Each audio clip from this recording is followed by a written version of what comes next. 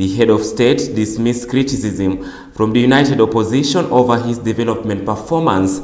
He further stated that his administration is investing in major structures such as the construction of stadia in order to promote skills and talents among the youth. Such as the construction, the president said that the massive projects being implemented, such as the constructions of roads, markets, railways, and parks, aim to upgrade the nation's infrastructure and direct the nation's economy to reach the levels of advanced nations like Singapore. President William Ruto was accompanied by Cabinet Secretary Musalia Mudavadi and Sports Cabinet Secretary Salim Mvurya. Take a look.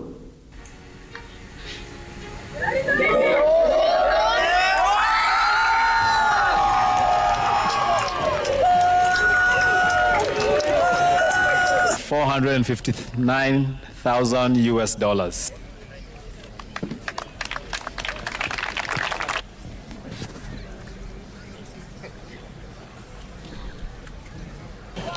And I want to tell you, good people, as a nation, we must keep our eyes on the ball like what golfers do.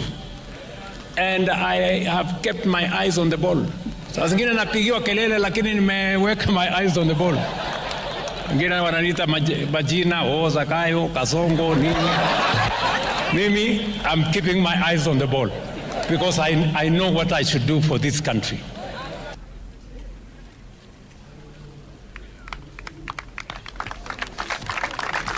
Now, elsewhere, the Ministry of Health signed agreement with 3 counties of Nakuru, Mombasa, and Garissa to provide cancer services to the residents of the counties. The agreement will ensure that cancer treatment centers are functioning properly.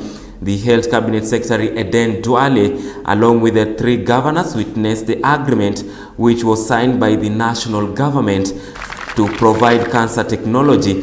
The government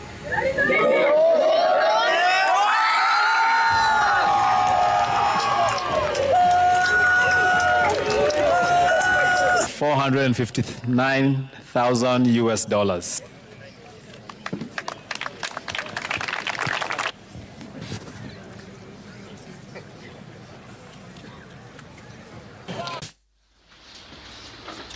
Majority of the people who come to Mombasa, who go to Nakuru, and who go to Garissa are actually not necessarily residents of that area.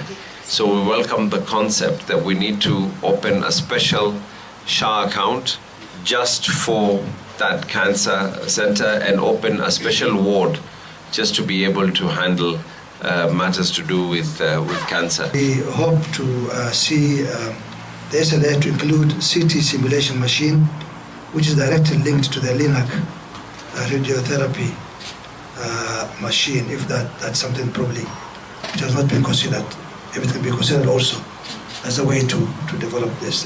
If we could get more equipment from those who are doing the equipments for early diagnosis, anything that can help in early diagnosis. We all know with cancer treatment, you are more likely to get a good outcome if it was detected early and treatment began early.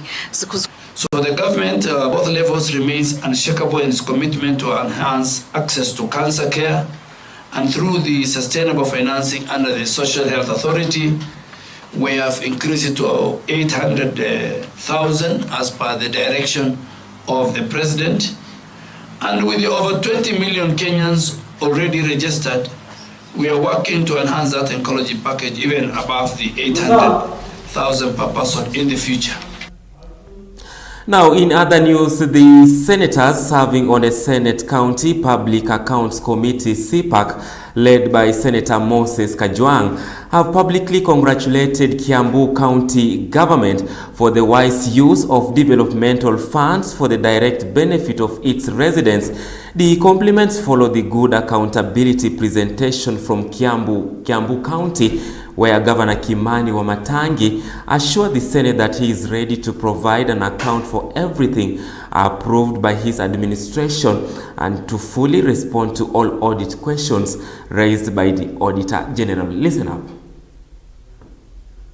Kiambu has not known peace for a long time. And Governor, you are with us in the Senate. I think the last time Governor Waititu appeared before us, there were very interesting entries relating to expenditure in South Sudan and State House. And then when Governor Nyoro took over, he was defending the actions of the former governors. And I think we are in a very good space where we can now interrogate the work you have done. We are not interrogating the work of Nyoro, of Waititu, or of Kabogo. We are interrogating your work. And I wish we were ready to proceed, because we would have been very happy to find out if on-source revenue has grown by 2 billion over a period of 3 years, who used to pocket that money? You know, we need to find out. Because I don't think that you have levied additional taxes. I don't think that you are taxing Kiambu people more. Maybe it's just discipline in collection. We would have been very happy to find out who was pocketing the 2 billion that was not going to the people of Kiambu. And so, if the auditor is not ready to prosecute, then we cannot do fair justice to the people of Kiambu. We'll have to schedule another date. Being a resident of Kiambu, by the fact that our bedrooms are in Kiambu, we are very interested in what is happening in Kiambu, and I can say that I'm impressed, and especially from the Kiambu on-source revenue growth. Chair, looking at it, that this governor, Dr. Kimani Wamatangi, has been able to almost double the collection of on-source revenue, and this has also been transferred to services rendered to residents of Kiambu, because from what we see from the hospitals he has been able to build, from the ECD classes, and Chair, I can confirm from the report I have on my desk that he has been able to do over 512 ECD centers. In fact, we were waiting for him to confirm when me and my committee will join him for the opening ceremony of the last batch of ECD centers he has been able to do.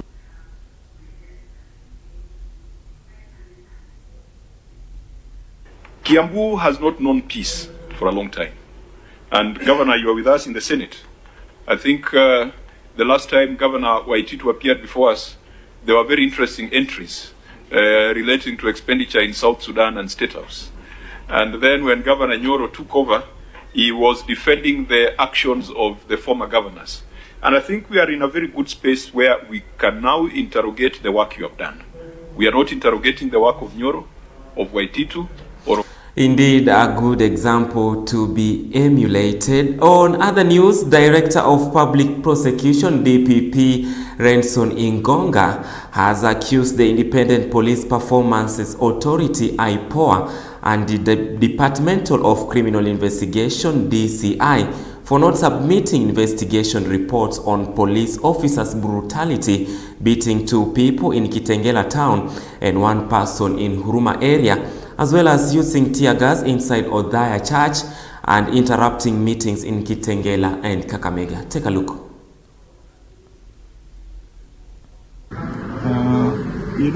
The problem with and these are the employer upon you, the 4th state, for you to support us on this.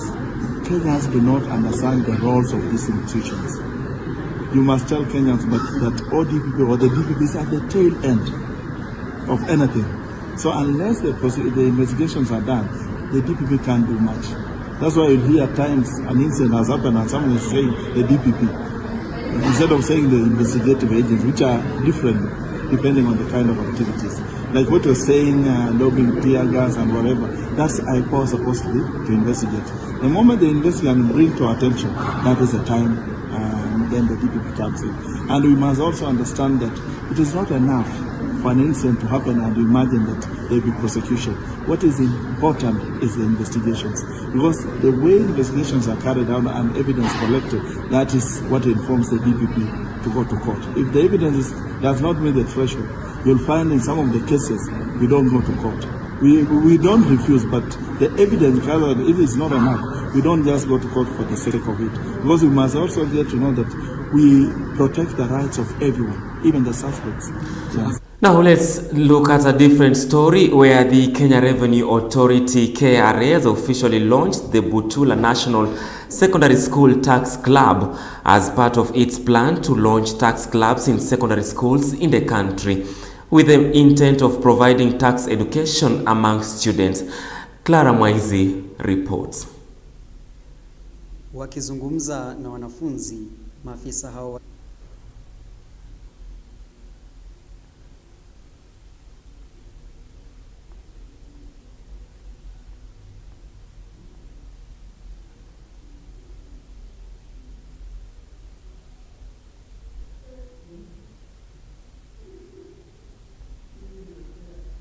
Stressed that leadership comes from service, integrity and responsibility instead of positions.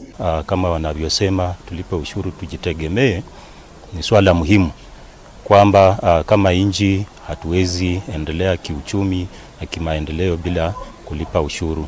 Kwa hivyo leo wanaanzisha klabu ya ushuru, ile tax club ambayo wanafunzi watakuwa wanashiriki, watakuwa wanafunzwa mambo mengi kuhusu maana ya kuwajibika katika ulipaji wa ushuru, maana ya kuwa mzalendo kama mwananchi wa Kenya, lazima uwe tayari kuchangia katika uchumi wa nchi.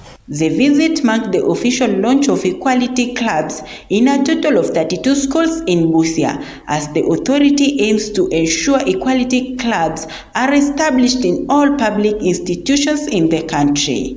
Under the KRA, tax clubs have been designed to go beyond extra miles apart from learning and to be used as forms for systemically organized civic education.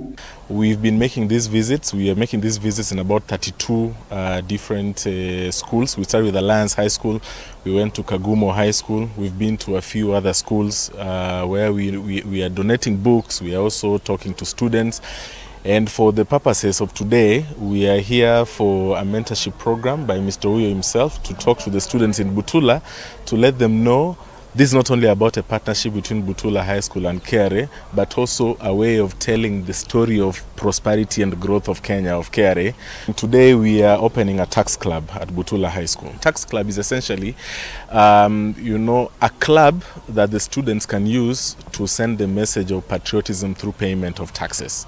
Tax is a patriotic duty, and we feel the best way to inculcate that patriotism is right from when the people, the citizens are young. KRA says early involvement is key in raising a generation that understands the role of taxation in nation building. Students also say it will be a way to educate their peers and the community at large about the importance of paying taxes and helping to strengthen Kenya as a nation. Sisi ni shule ya kitaifa ya Butula, na tunapoenda manyumbani pia tunaweza kuelimisha wenzetu kwa nyumbani na kuwafahamisha kuwa utoaji ushuru ni jambo muhimu sana katika nchi yetu, na linaenda pia kutusaidia sisi kama Wakenya na kusaidia pia ustawishaji na uimarishaji wa nchi yetu. Reporting for TPM TV, my name is Clara Mwaizi. Right, thank you so much, Clara Mwaizi, for that report. Now, let's look to matters of sports, where karate has been given priority in Kombewa area in Kisumu County as a way to encourage the youth. If it is an activity that has attracted leaders in the area and agreed to be part of the sponsor of the game.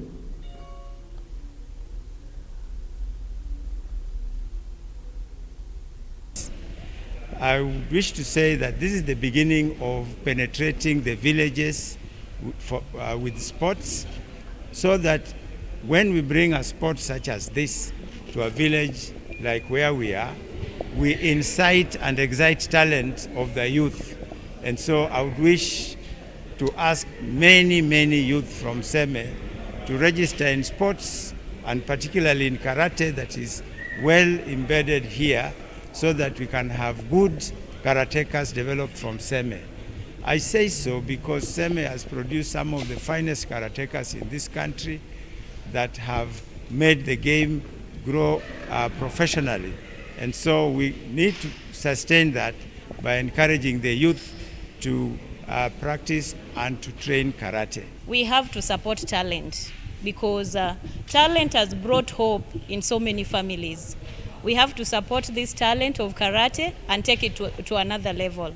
And as an MCA and also an aspiring women rep for Kisumu County in 2027, we are going to do what we can do.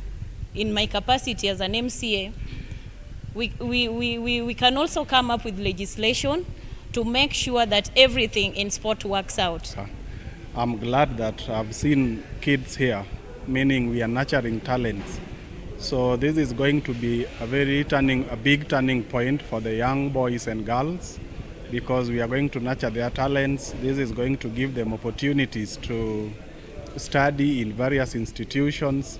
So I'm in great support of such initiative, and I give credit to each and everyone who has stand to support this. The county government, under the leadership of Professor Peter Anyang' Nyong'o, has been gracious to provide facilitation for different equipment.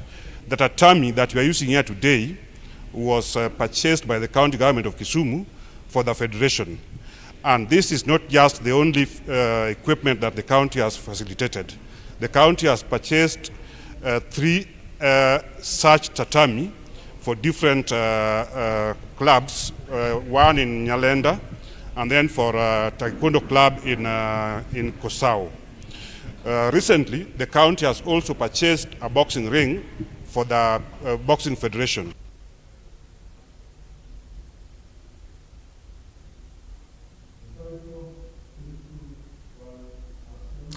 Many thanks for choosing TPM Spotlight at 9. Thank you for choosing News Spotlight. On that note, we wind up on that note at TPM Spotlight. See you tomorrow, same time at 9. Good night. In Kiswahili, they normally say alamsiki. Bye for now. Good night.